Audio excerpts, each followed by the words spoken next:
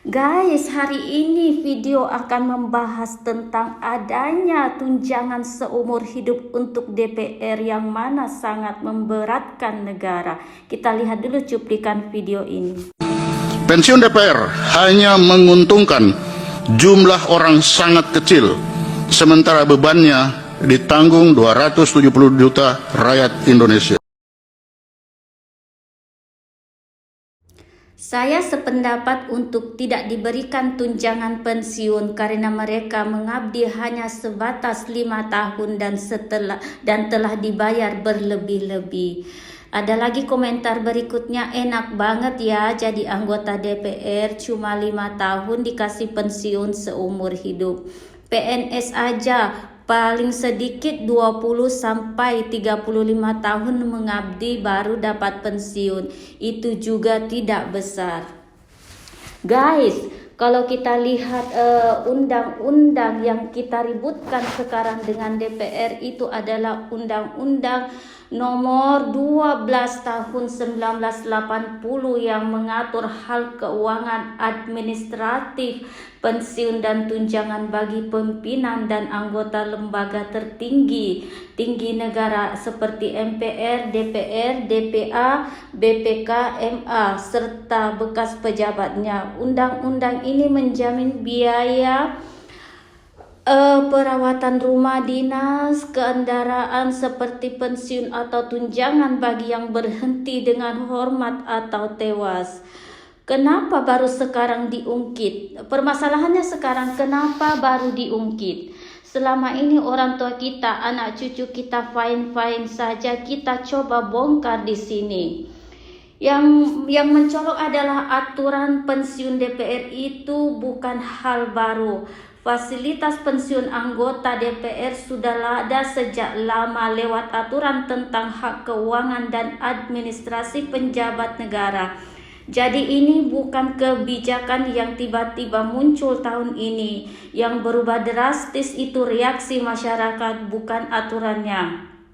Kenapa dulu sepi, sekarang ribut, sedangkan undang-undang ini sudah berumur 45 tahun. Kita kupas penyebabnya di sini. Yang pertama adalah kondisi ekonomi rakyat lagi berat saat harga naik, pajak naik, lapangan kerja susah, bansos sering diperdebatkan, lalu publik dengar amantan DPR dapat pensiun seumur hidup. Otak masyarakat langsung membandingkan rakyat biasa mantan DPR kerja puluhan tahun menjabat 5 tahun BPJS pun kadang nunggak dapat pensiun, tetap pensiun tergantung tabungan pensiun dijamin negara. Yang kedua adalah rasa keadilan sosial langsung naik. Dulu ekonomi belum seberat sekarang. Dulu isu begini cuma dibahas aktivis, pengamat politik, media tertentu. Sekarang satu pengetahuan info masuk TikTok, jutaan orang tahu dalam 24 jam. Masyarakat juga makin paham istilah uang negara, APBN, pajak rakyat. Jadi bukan cuma marah tapi merasa punya hak mengkritik. Dan yang ketiga adalah kepercayaan ke politik lagi turun. Isu pensiun ini meledak karena muncul di momen banyak kasus korupsi pejabat. Jadi kampanye sering tak terasa hasilnya. DPR sekarang dianggap lebih membela elit daripada rakyat. Jadi fasilitas pensiun ini bukan sebagai hak pejabat negara, tapi sebagai simbol elit mengurus diri sendiri. Padahal dulu masyarakat masih punya toleransi lebih tinggi. Dan yang seterusnya adalah generasi muda, beda cara berpikir. Gen Z milenial melihat jabatan bukan sebagai pengabdian yang harus dibalas seumur hidup, tapi pekerjaan sementara yang digaji selama bekerja. Mindset lama pejabat pengadilan besar layak jaminan seumur hidup. Mindset sekarang 5 tahun kerja ya 5 tahun dibayar. Bantuan inilah yang bikin isu. Bantuan nilai inilah yang bikin isu jadi panas. Kenapa pemerintah dulu tidak ribut membahasnya? Karena secara politik menghapus pensiun DPR tidak populer di kalangan elit. Anggota DPR yang membuat undang-undang itu sendiri tidak ada tekanan tekanan publik besar sebelumnya. Sekarang tekanannya beda. Isu ini sudah jadi isu moral, bukan cuma administratif. Jadi inti masalahnya apa? Bukan sekedar uang pensiun, ini tentang 3 hal. Rasa keadilan, ketimpangan antara penguasa dan rakyat, kepercayaan terhadap lembaga politik. Makanya yang dipersoalkan bukan cuma dapat berapa, tapi layakkah sistem ini saat rakyat sedang susah. Guys, tolong tulis kolom di komentar pendapatmu. Kita baca lagi komen berikutnya. Semoga majelis hakim memutuskan tidak berdasarkan hati nurani, karena majelis hakim ada perjanjian politik melalui fit properties dengan anggota DPR, dan majelis hakim lebih memikirkan kepentingan wakil rakyat daripada rakyatnya.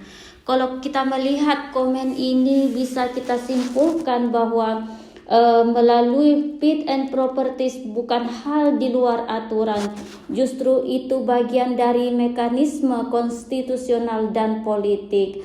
Apakah lembaga seperti DPR atau MK sanggup menghapus pensiun seumur hidup yang dituntut ke DPR sekarang? Kita lihat dulu ke DPR.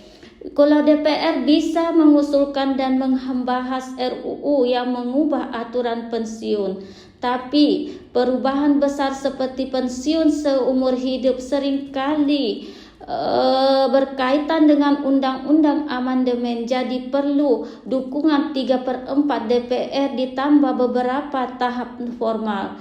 Dan kalau kita lihat MK bisa membatalkan ketentuan yang bertentangan dengan undang-undang, tapi MK tidak bisa membuat aturan baru atau mencabut sesuatu yang jelas-jelas di undang-undang.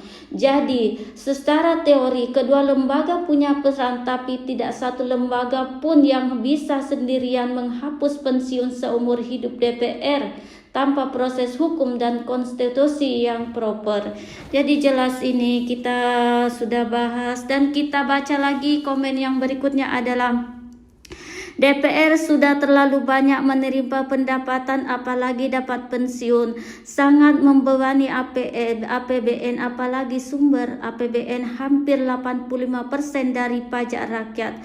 Setuju dihapus pensiunnya, kalau perlu tunjangan juga berkurang. Kalau kita apakah APBN kita 85% dari pajak? Ya, pajak adalah sumber utama pendapatan negara Indonesia, jauh lebih besar daripada pendapatan non pajak seperti PNBP. Proporsi pajak terhadap total penerimaan APBN umumnya tinggi 80% atau lebih dalam target dan realistis berubah periode. Jadi ini berubah-ubah. Jadi jelas ya semuanya. Kita lihat dulu, kita baca lagi komen berikutnya.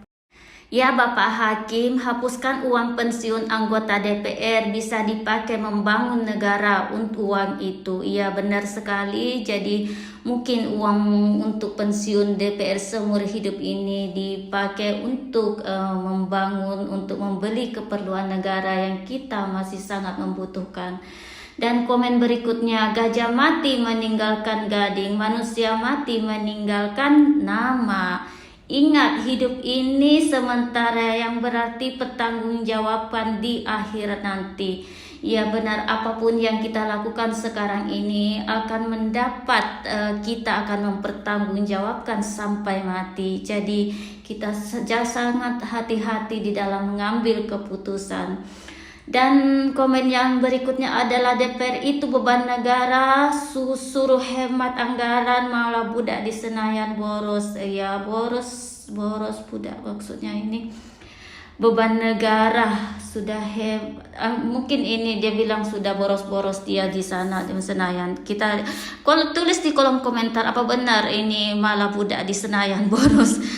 Kemudian berikutnya komen yang berikutnya itu di luar nalar. Benar, ini di luar nalar sudah. Dan yang terakhir adalah bubarkan aja DPR di NKRI ini. Ini muncul lagi, bubarkan DPR. Sebenarnya DPR ini punya fungsi yang sangat kuat di negara kita, jadi tidaklah semudah membalik telapak tangan. Tetapi ada beberapa negara seperti Thailand dan Jepang itu berhasil membubarkan DPR-nya. Apakah kita mau seperti mereka? Dan kita tidak terlalu tergaba-gaba dulu. Tetapi ada komen yang menjawab tentang bubarkan DPR ini, mengatakan bahwa kalian jangan mikir terlalu stres untuk membubarkan DPR.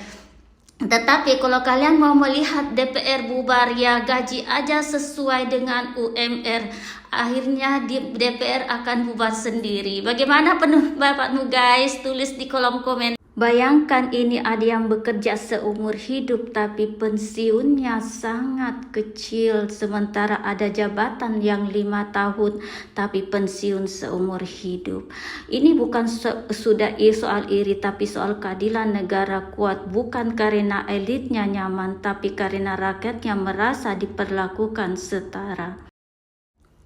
Oke guys, sampai di sini dulu video yang saya buat. Mudah-mudahan ada manfaatnya. Jangan lupa komen yang perlu dikomen kalau ada yang perlu dikomen di video ini.